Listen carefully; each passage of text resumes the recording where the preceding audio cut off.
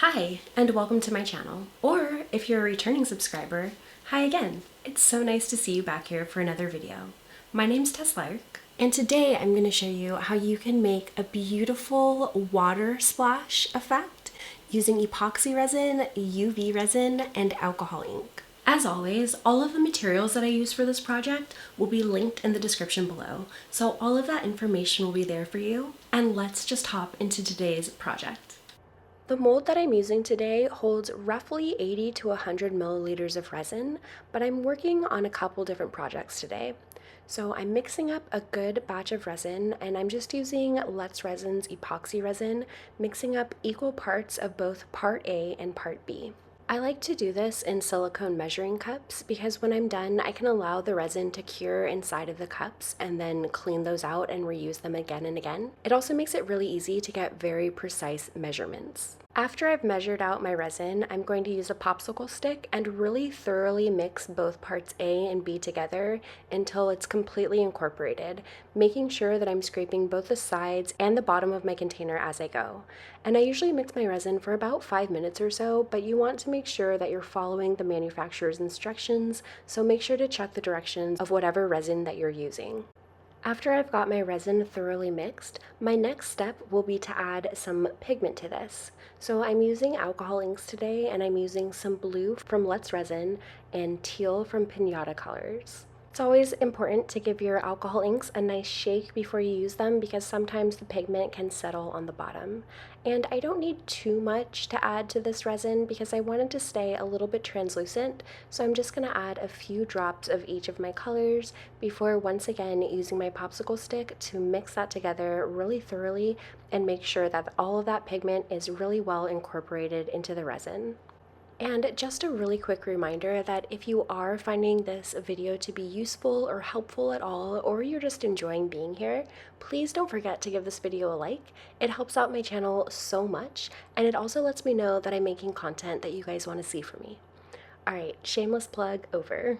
Now that I have my pigment mixed into my resin, I'm going to go ahead and let this sit off to the side just for a minute or two to allow some air bubbles to come up to the surface so then I can easily pop them with my heat gun. And once again, all the materials, all the tools, everything that I use will be linked in the description, so make sure you check that out. Next up, I'm going to place a thin layer of this resin in the bottom of my mold because I want one layer to cure completely before I go ahead and try to do the ripple effect. So as you can see, I haven't filled the mold all the way. I'm hitting it with my heat gun, and then I'm going to cover it up and let that layer cure completely. So I've given my resin 24 hours to solidify, and let's go ahead and mix up another batch. And as you could see from that mold, I really don't need too much more resin, but again, I'm working on multiple projects at once. Hi, my name is Tess, and I like to multitask. So I'm mixing up 80 milligrams here, but really I could have probably done with just 20 or so, if that. But I'm mixing 40 milliliters of my resin with 40 milliliters of hardener. And I decided to leave this footage in because I think it's a really good example of how the resin kind of changes as you're mixing. So as you can see here, the resin's getting pretty cloudy, and as I continue to mix, it gets more and more clear, but eventually I'll have lines throughout the resin or striations. You can see it pretty well in these shots here. You see all those little lines when I hit the bottom or the sides. So I want to keep mixing until my resin doesn't have any more striations and it's more or less clear. Do you see those lines there? You could really see it kind of magnified by the popsicle stick. This footage is also sped up to about 2 times the speed, but I do suggest mixing your resin kind of slowly because as you're mixing it, you can incorporate lots of air into it, which will cause air bubbles, and nobody really wants that. But again, obviously making sure that you're scraping both the sides and the bottom of your container as you go, and making sure that both of those parts of resin are really, really thoroughly incorporated so that it will cure properly. Next up, I'll add some more alcohol ink to this resin, once again using those same 2 colors as before, my blue from Let's Resin and the teal from Pinata Colors. And just a few drops will do the trick. Again, I do want to keep this pretty translucent, but you can always add more alcohol ink if you want to. It's much harder to add more resin, if that makes sense. So work slowly, just add a little bit of pigment as you go. You can always add some more. Before I add this next layer of resin, I want to add a couple little fish stickers to this piece and possibly some greens. So I got these little fish stickers on Amazon. Again, everything will be linked down below. And my son pointed out to me that those stickers are meant to be layered on top of each other. So now I know. But I've got my little fish down and I'm just going to put some greens around the outside edge just to give this piece a little bit more going on with it, a couple more elements of interest. And really, the name of the game for this one, you guys, is patience. So I am going to pour another layer of that resin down into my mold, and I don't want it all the way full because I know I'm going to be displacing some of that resin when I go to make my ridges or my ripples. So just a thin layer of that resin, and then I'm going to hit that with my heat gun to warm it up to get it to flow and really adhere to every little corner of my mold. And now the key for this technique really will be to wait for the right time when the resin isn't fully cured, but it's cured enough that it's not going to just level out immediately, so I can make my ripples. So I went ahead and I set a timer just so you guys could see. So this is right after pouring it, and I'm gonna check on this in a few hours. So I'm checking on this about 5 hours later, and instead of checking on the piece itself, I'm going to see how the resin in the cup is curing. So I'm just using my popsicle stick, and I should be wearing gloves here. Please don't do this without gloves. But I'm just checking to see how cured the resin is, and it's still pretty liquidy, still pretty malleable, and the peaks that I'm making are going away pretty quickly, so it's not quite ready yet.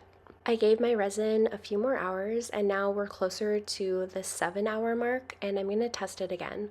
Once again, just working with the resin that's in the cup, and once again, I should be wearing gloves. Please wear gloves. But do you see how it's a lot stiffer, but I can still mess with it a little bit? So I'm just trying the technique in the cup itself, again, not on the actual piece. And do you see how the resin is sort of staying where it's put? I think it's time to go. In order to give my finger a bit of slip and so that the resin doesn't stick to my glove, I'm using acrylic pouring oil. It's just a silicone-based oil. You can also find it, I think I've used treadmill lubricant is kind of a cheap way to find it, but this one isn't too expensive. So I just put a little bit of that on my glove, and then I'm starting to make my ripples. So I started just applying gentle pressure down to one point and making a little circle, and then I'm going around again on the outside and making another concentric circle. And just trying to smooth that out, make sure that it's nice and even, and I'll go around one more time and make one more ripple around the outside of this one. And the working time for your project and your specific resin is going to be different depending on a number of factors. So depending on where you live and how warm or humid it is, how cold it is that time of year, and also the resin you're using. So just trial and error with this one, friends. And I'm not gonna lie, I spent a lot of my day just coming back to babysit this because as the resin was curing, it would start to level out again. So I'd come back every 5 to 10 minutes and just kind of refresh these circles as it was curing to make sure that I could maintain that effect. So definitely make sure that you start this part of this project on a day that you've got a lot of time to kind of sit with this and baby it. It is a little fun to do, it's very satisfying, but again, just make sure that you set aside the right amount of time or I fear you will be disappointed. I also feel that as the piece cured, the center of the circle where I started my ripple sort of migrated a little bit, and that could be because my mold isn't completely flat, but just something to keep in mind. However, I did eventually let this go ahead and cure overnight, so it's nice and solid, and as you can see here, I got some nice ripples, so our water effect is taking shape. However, there is a little bit of residual lubricant left on this piece, so I'm going to go ahead and pop it out of its mold. I'll wash it with soap and water and clean it and dry it really well, and then let's go ahead and make our splash effect. To make my splash, I'm going to take a little bit of my UV resin and just pour it along the outside rim of a 1 ounce measuring cup. And then I'm going to use a popsicle stick to pull some of that resin up onto the sides of the container in order to make a kind of irregular splash pattern. After I'm happy with how that's looking, I'm going to use my UV light and cure this until it's really crunchy and easy to pop out. This took a few tries. You can see my first attempt in the background there, but you really want to make sure that your piece is thoroughly cured before you pull it out. I also flipped my cup upside down a few times just to cure it from the bottom as well, because I found that it stuck the most at the bottom where the resin was the thickest. And once again, once it's really cured, it's a lot easier to get out, but I struggled at first for sure. Once the resin is fully cured, it should be pretty easy to pop out of the container. Again, I'm kind of pressing the sides and the bottom to slip this out. And as we can see here, I've got a nice irregular splash shape starting to form, but it is pretty thin. And also you can kind of see the lines and the numbers that were in the container to begin with. So I'm going to dip my piece in a little bit more UV resin and then cure that again. And again, just to thicken that up and get rid of those sharp edges, and hopefully you won't be able to see those numbers and lines. So I've got a small glass jar here that I've just taped off with some duct tape, because now that this has had resin in it, I never want to use this container for food ever again. This is now just a crafting container. But I'm just taking a pair of some tweezers and I'm dipping that outside rim into some more UV resin, and then I'm gonna hold that under my UV light and make sure that it's nice and cured. This is a little precarious because I don't want my piece to cure to my tweezers. So I'm just holding those to the lip that didn't get another layer of UV resin on it.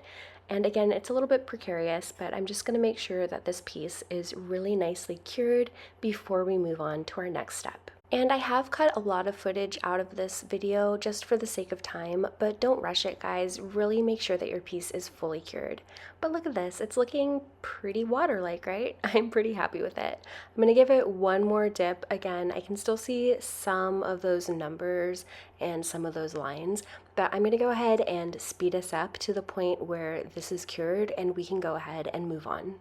Our next step is going to be attaching this to our finished piece. So I'm just kind of messing around with the placement a little bit before I use some UV resin as an adhesive to stick this together. So I'm putting a little bit of my UV resin just right along that rim there, and then popping that under my UV light. And I'll make sure that that part is fully cured. Next, I want to make a drop for the center of my splash, and this turned out to be fairly tedious to get correct, so I will actually be posting a full-length tutorial or experimentation video of this. So essentially I'm dropping my UV resin into a mixture of water and clear shampoo, and that is giving me this nice little drop that I can put in the center of my piece.